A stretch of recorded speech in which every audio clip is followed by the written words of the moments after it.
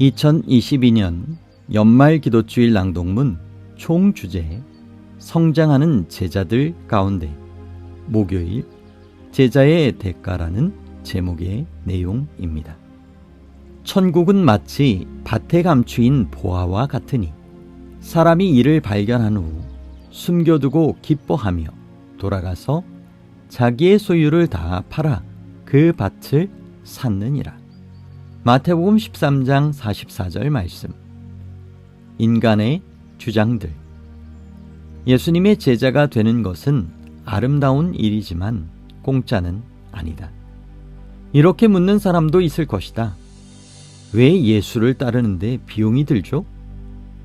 우리가 그분의 추종자가 되려면 정확히 무엇을 지불해야 하나요? 하나님은 우리를 공짜로 먹여주시고 우리가 대가 없이 그분을 따라가도 될 만큼 풍요로운 분이 아니신가요?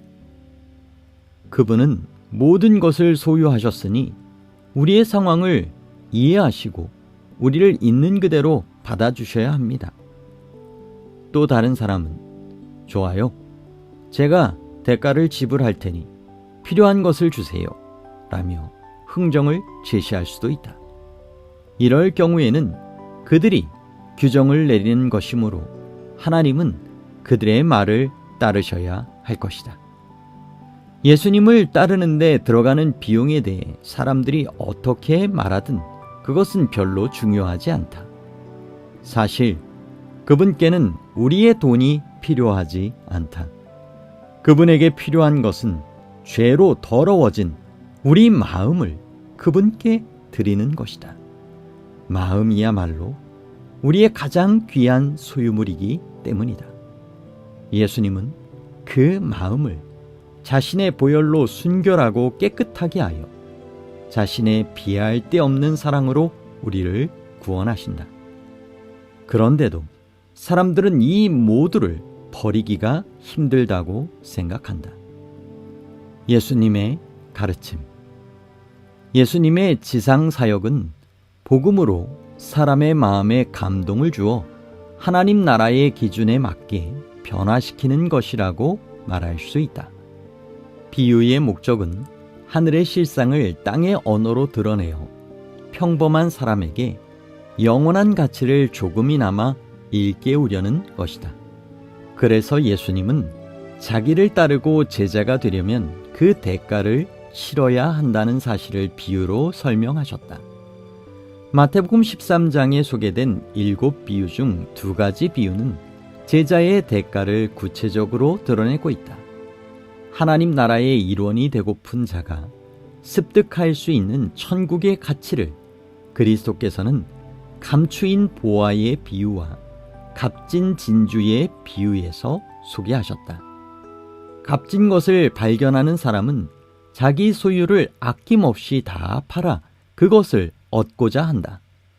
하나님의 사랑은 헤아릴 수 없고 그분이 우리에게 영생을 주신다는 사실을 깨달을 때 우리는 모든 것을 버리고 그분의 생명을 얻고자 할 것이다. 성경의 예. 12제자는 생계와 가족을 버리고 주님을 따랐다. 이러한 큰 희생의 유익에 대한 베드로의 질문에 예수님은 이렇게 대답하셨다. 또 내 이름을 위하여 집이나 형제나 자매나 부모나 자식이나 전토를 벌인 자마다 여러 배를 받고 또 영생을 상속하리라. 그 대가는 참옷 크며 그리스도께서는 가족과 갈등이 생길 수 있다고 하셨지만 그렇다고 가족을 미워하라고 하신 것은 아니다. 우선순위를 강조하신 것이다. 그분의 제자라면 친척이나 소유물이나 사업이나 그 어떤 것보다도 그분을 더 사랑해야 한다. 그 어떤 것이라도 하나님을 향한 우리의 사랑을 막아서지 못하게 해야 한다. 베드로는 그 자신이 주님을 따르고 다른 이들도 그 길로 초청하기로 선택함으로 하나님을 향한 자신의 사랑과 헌신뿐 아니라 그리스도를 위한 자신의 희생을 보여주었다. 또 거꾸로 십자가에 못 박히기까지 했다. 그러나 환희의 순간도 많았다. 아내가 그를 전적으로 지원했고 사람들이 하나님께로 돌아왔고 영생을 약속받았다. 우물가에서 그리스도를 따르기로 결심했던 사마리아 여인은 자신의 어두운 면이 공개되는 대가를 치러야만 했다. 남편이 5 있었고 현재 다른 남자와 동거하는 사실만으로도 우물가에서 다른 여자들과 마주치기 싫은 충분한 이유가 되었다. 그래서 하루 중 가장 더운 시간에 혼자 그곳을 찾아갔던 것이다. 그러나 그 시간이야말로 예수께서 그를 만나 삶을 영원히 바꾸실 절호의 기회였다. 동네 사람들을 피해 숨어있던 그 여인은 그주와 대화를 나눈 뒤 그들에게 달려가 나의 행한 모든 일을 내게 말한 사람을 와서 보라고 외쳤다. 굶주린 그 영혼은 그리스도를 만난 뒤 영원한 진리를 발견했다. 그의 얼굴에는 새로운 표정이 일었고 그의 외모 전체에 변화가 생겼다. 죄의 삶을 버린 대가는 결코 후회스럽지 않았다.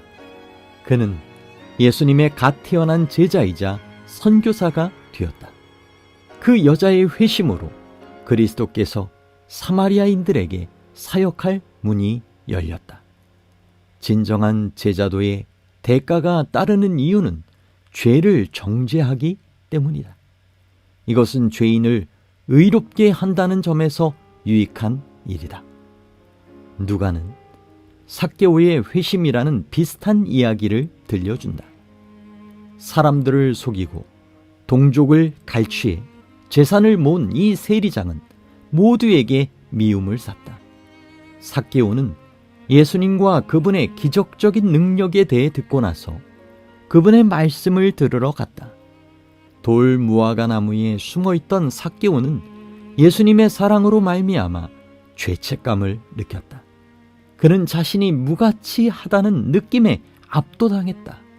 성령의 감화로 그의 영혼은 변화되었고 부정직한 행습을 버렸다. 삭개오는 그 대가로 세상의 재물을 희생했지만 그리스도의 사랑으로 즐겁게 마음의 문을 열었다. 그의 진정한 회개는 삶의 완전한 개혁으로 이어졌다. 그렇게 그는 세상의 가치를 잃었지만 화평과 가족과 영혼을 얻었다. 엘렌 화이트는 그리스도를 개인의 구주로서 영접할 때 구원이 그 영혼에게 이른다라고 말했다. 이보다 더 가치 있는 것이 또 어디에 있겠는가? 결론.